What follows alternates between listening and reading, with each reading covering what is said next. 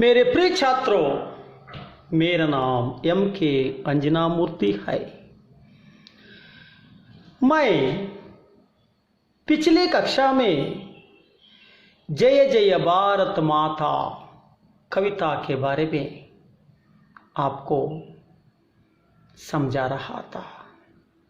छात्रों, आप सभी को मालूम है कि वह कविता कदम हुआ है। आज हम नए पाठ के बारे में शुरू करेंगे।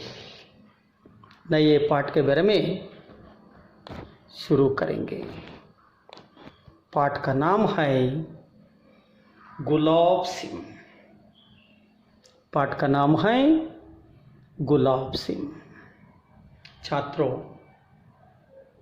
इस कविता के लेखिका है सुभद्र कुमारी चौहान। इस पाठ के लेखिका हैं सुभद्र कुमारी चौहान। छात्रों, हम पाठ जानने से पहले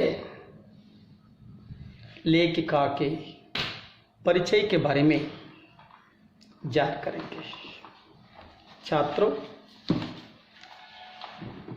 लेखिका सुभद्र कुमारी चौहान जी के परिचय करेंगे। हम परिचय करेंगे। छात्रों, ध्यान से सुनिए। लेखिका सुभद्र कुमारी चौहान का जन्म उत्तर प्रदेश के प्रयाग में हुआ था। उत्तर प्रदेश के प्रयाग में हुआ था। ಆತ್ಮೀಯ ವಿದ್ಯಾರ್ಥಿಗಳೇ, ನಾವು ಇಂದಿನ ತರಗತಿಯಲ್ಲಿ ಜಯ ಜಯ ಭಾರತ ಮಾತಾ ಕವಿತೆಯ ಬಗ್ಗೆ ತಿಳ್ಕೊಂಡಿದ್ವಿ. ಆ ಕವಿತೆ ಮುಗಿದೋಯ್ತು. ಈ ದಿನ ನಾವು ಹೊಸ ಪಾಠದ ಬಗ್ಗೆ ತಿಳಿಯೋಣ. ಪಾಠದ ಹೆಸರು ಗುಲಾಬ್ ಸಿಂಗ್. ಈ ಪಾಠದ ಲೇಖಕಿಯವರು ಸುಭದ್ರ ಕುಮಾರಿ ಚೌಹಾನ್ ರವರು. ಸುಭದ್ರ ಕುಮಾರಿ ಚೌಹಾನ್ ರವರು. ಇವರ ಜನ್ಮ ಉತ್ತರ ಪ್ರದೇಶದ ಪ್ರಯಾಗ್ ಎಂಬ ಸ್ಥಳದಲ್ಲಿ ಆಯಿತು. बाल्यकाल से साहित्य में इनकी विशेष रुचि थी. बचपन से ही सुभद्र कुमारी चौहान जी को साहित्य रचना में विशेष रुचि थी. ಇವರಿಗೆ ಬಾಲ್ಯದಿಂದಲೂ ಸಾಹಿತ್ಯ ರಚನೆ ಮಾಡೋದರಲ್ಲಿ ವಿಶೇಷ ಅಭಿರುಚಿ ಇತ್ತು. प्रथम काव्य रचना 15 वर्ष की आयु में ही की थी. छात्रों देखिए, सुभद्र कुमारी चौहान जी ने अपनी प्रथम काव्य की रचना सिर्फ केवल 15 वर्ष की आयु में ही की थी. ಇವರ ಸಾಹಿತ್ಯದ ಆಸಕ್ತಿ ಎಷ್ಟಿತ್ತು ಅಂದರೆ, ಇವರು ತಮ್ಮ ಕೇವಲ 15 ವಯಸ್ಸಿನಲ್ಲಿಯೇ ಪ್ರಥಮ ಕಾವ್ಯವನ್ನು ರಚನೆ ಮಾಡಿದರು. ಕೇವಲ 15 ವರ್ಷದ ವಯಸ್ಸಿನಲ್ಲಿಯೇ ತಮ್ಮ ಪ್ರಥಮ ಕಾವ್ಯವನ್ನು, ಮೊದಲನೇ ಕಾವ್ಯವನ್ನು ರಚಿಸಿದರು. ರಾಷ್ಟ್ರೀಯ ಆಂದೋಲನ में आप भाग लेती रही. लेखिका सुभद्र कुमारी चौहान राष्ट्रीय आंदोलन में, स्वतंत्रता संग्रामों में भाग लेती थी. आप कई बार जेल भी गई थी. सुभद्र कुमारी चौहान जी राष्ट्रीय आंदोलन में, स्वतंत्रता आंदोलन में अंग्रेजों के विरुद्ध भाग लेकर कई बार जेल भी गई थी.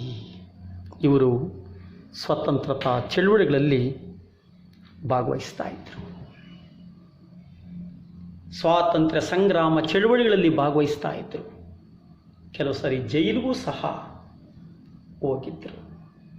साहित्य एवं राजनीतिक जीवन में समान रूप से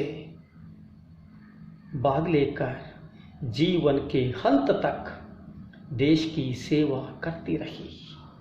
सुभद्र कुमारी चौहान अपने जीवन में एक ओर साहित्य और दूसरी ओर राजनीतिक का मतलब राष्ट्रीय आंदोलन, देश के लिए, देश की स्वतंत्रता के लिए राष्ट्रीय आंदोलन में भाग लेना और साहित्य रचना, दोनों को भी अपने जीवन में समान रूप से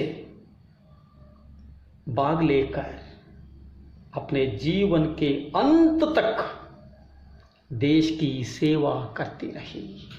ಇವರು ತಮ್ಮ ಜೀವನದಲ್ಲಿ ಒಂದು ಕಡೆ ಸಾಹಿತ್ಯ ರಚನೆ, ಇನ್ನೊಂದು ಕಡೆ ಸ್ವಾತಂತ್ರ್ಯ ಚಳುವಳಿಗಳಲ್ಲಿ ಭಾಗವಹಿಸೋದು, ಈ ಎರಡನ್ನು ತಮ್ಮ ಜೀವನದಲ್ಲಿ ಸಮಾನವಾಗಿ ಸ್ವೀಕರಿಸಿ ಭಾಗವಹಿಸಿಕೊಂಡು ತಮ್ಮ ಜೀವನದ ಕೊನೆಯವರೆಗೂ ಇವರು ದೇಶ ಸೇವೆಯನ್ನು ಮಾಡಿದ್ರು. ತಮ್ಮ ಜೀವನದ ಕೊನೆಯವರೆಗೂ ಇವರು ದೇಶ ಸೇವೆಯನ್ನು ಮಾಡಿದ್ರು. आपकी रचनाओं में देश प्रेम, भारतीय इतिहास तथा संस्कृति की छाप देख सकते हैं. सुभद्र कुमारी चौहान जी की रचनाओं में देश प्रेम को हम दे सकते हैं, भारतीय इतिहास तथा भारतीय संस्कृति की छाप को हम देख सकते हैं.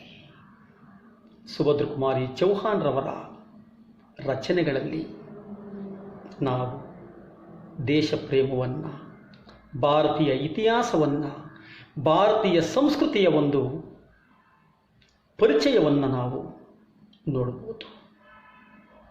ಪ್ರತಿಯೊಂದು ಇವರ ರಚನೆಗಳಲ್ಲಿ ದೇಶ ಪ್ರೇಮ ಇರುತ್ತೆ, ಭಾರತೀಯ ಇತಿಹಾಸದ ಬಗ್ಗೆ ಇರುತ್ತೆ, ಭಾರತೀಯ ಸಂಸ್ಕೃತಿಯ ಮೌಲ್ಯಗಳ ಬಗ್ಗೆ ಇವರು ಪರಿಚಯವನ್ನು ಮಾಡಿಕೊಟ್ಟಿರ್ತಾರೆ. सुभद्र कुमारी चौहान जी की प्रसिद्ध रचना है झांसी की रानी. इनकी प्रसिद्ध रचना है झांसी की रानी. ಇವರ ಪ್ರಸಿದ್ಧ ರಚನೆ ಅಂದರೆ ಝಾನ್ಸಿ ಕಿ ರಾಣಿ.